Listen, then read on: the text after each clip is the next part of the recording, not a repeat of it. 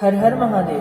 स्वागत है आप सबका हमारे भक्तिपूर्ण चैनल पर। हम श्री शिव पुराण का अध्ययन कर रहे हैं और रुद्र संगीता में सती खंड को पढ़ रहे हैं। सती खंड में हमने 27 अध्याय पढ़ लिए हैं। 27वें अध्याय की कथा में हमने देखा कि प्रजापति दक्ष एक महान यज्ञ का आयोजन करते हैं जिसमें सभी देवतागण सभी महर्षिगण बुलाए जाते हैं, लेकिन भगवान शिव और माता सती को वो आमंत्रित नहीं करते।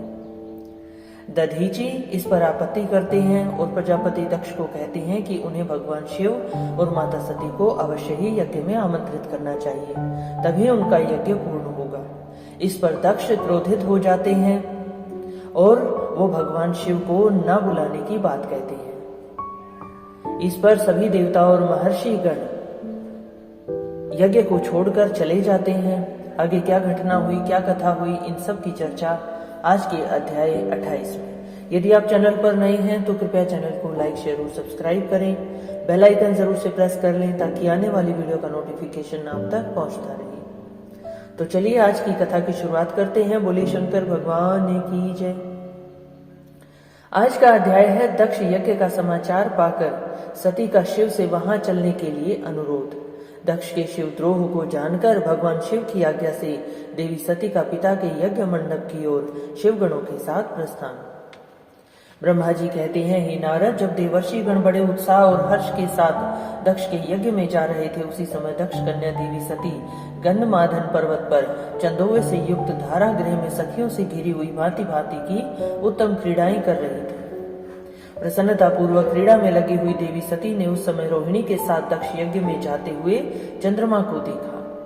देखकर वे अपनी हितकारिणी प्राण प्यारी श्रेष्ठ सखी विजया से बोली, मेरी सखियों में श्रेष्ठ प्राण प्रिय विजये, जल्दी जाकर पूछ तो आ, ये चंद्रदेव रोहिणी के साथ कहाँ जा रहे हैं। सती के इस प्रकार आज्ञा देने पर विजया तुरंत उनके पास गई और उनसे यथोचित शिष्टाचार के साथ पूछा, हे चंद्रदेव, आप कहाँ जा रहे हैं।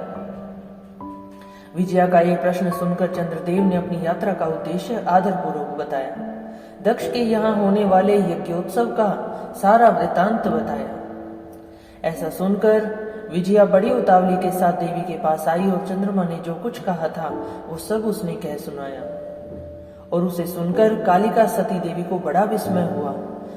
अपने को यहाँ सूचना न मिलने का क्या कारण है। ये बहुत सोचने विचारने पर भी उनकी समझ में नहीं आया कि मेरे पिता ने मुझे यज्ञ में आमंत्रित क्यों नहीं किया। तब उन्होंने पार्षदों से घिरे अपने स्वामी भगवान शिव के पास जाकर भगवान शंकर से पूछा। सती बोली, हे प्रभु, मैंने सुना है कि मेरे पिताजी के यहाँ बहुत बड़ा यज्ञ हो रहा है, उसमें बहुत बड़ा उत्सव होगा, उसमें सब देवर्षि एकत्रित हो रहे हैं। हे देव देवेश्वर, पिताजी के उस महान यज्ञ में चलने की रुचि आपको क्यों नहीं हो रही। इस विषय में जो बात हो वो सब बताइए। हे महादेव, सुहृदों का यह धर्म है कि वे सुहृदों के साथ मिले जुले।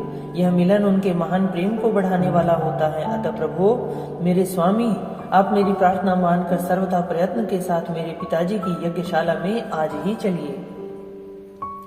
सती की बात सुनकर भगवान महेश्वर देव, जिनका हृदय दक्ष के वाग वाणों से घायल हो चुका था, मधुर वाणी में बोले, हे देवी, तुम्हारे पिता दक्ष मेरे विषय में द्रोही हो गए हैं। वो मुझसे क्रोधित हैं। जो प्रमुख देवता और ऋषि अभिमानी, मूढ़ और ज्ञान शून्य हैं, वे ही सब तुम्हारे पिता के यज्ञ में गए हैं। जो लोग बिना बुलाए दूसरों के घर जाते हैं वे वहां अनादर ही पाते हैं, जो मृत्यु से भी बढ़कर कष्टदायक होता है। अतः प्रिय, तुमको और मुझको तो विशेष रूप से दक्ष के यज्ञ में नहीं जाना चाहिए, क्योंकि वहां हमें बुलाया ही नहीं गया। ये मैंने सच्ची बात कही है। महात्मा महेश्वर के ऐसा कहने पर सती रोष पूर्वक बोली, शंभु, आप सबके ईश्वर हैं, जिनके जाने से यज्ञ सफल होता है, उन्हीं आपको मेरे दुष्ट पिता ने इस समय आमंत्रित नहीं किया। हे प्रभु, मैं आज ही अपने पिता के यज्ञ में जाती हूँ। हे नाथ, हे महेश्वर, आप मुझे वहां जाने की आज्ञा दे दें।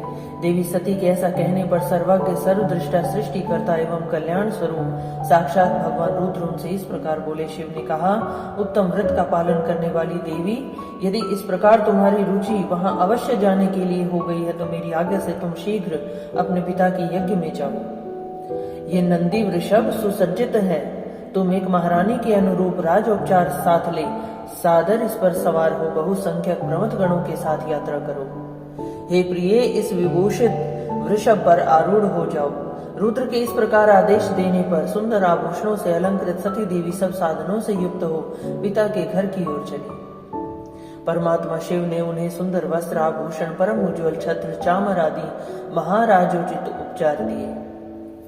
भगवान शिव की आज्ञा से 60,000 रुद्रगण बड़ी प्रसन्नता और महान उत्साह के साथ कौतूहल पूर्वक सती के साथ गए और उस समय वहां यज्ञ के लिए यात्रा करते समय सब और महान उत्सव होने लगा। महादेव जी के गणों ने शिव प्रिया सती के लिए बड़ा भारी उत्सव रचाया और वे सभी गण कौतूहल पूर्ण कार्य करने लगे। साथ ही माता सती और शिव के यश को गाने लगे।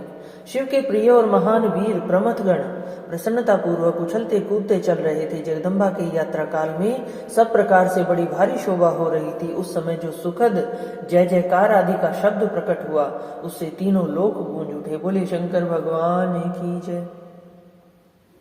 सती खंड का 27वां अध्याय यहाँ समाप्त होता है। आगे माता सती प्रजापति दक्ष के यज्ञ में पहुंचती हैं, क्या घटना होती है, क्या कथा होती है, इन सब की चर्चा आने वाले अध्याय 28 में।